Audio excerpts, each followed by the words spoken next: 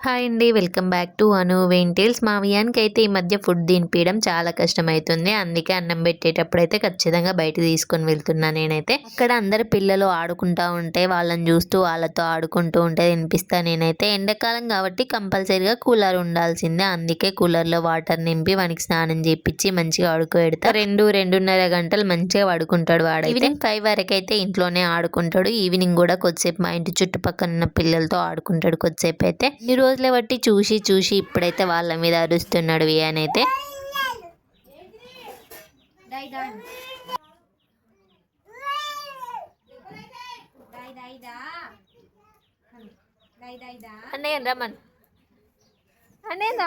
ఆ తర్వాత తీసుకొచ్చి స్నానం పోపించి ఈ లోషన్ అయితే పెడతాను నేనైతే. ఈ లోషన్ అయితే హైడ్రిల్లా moisturising lotion for sensitive skin. వియాంది అయితే చాలా సెన్సిటివ్ స్కిన్, ఊరికే ఎలర్జీస్ అవుతూ ఉంటాయి.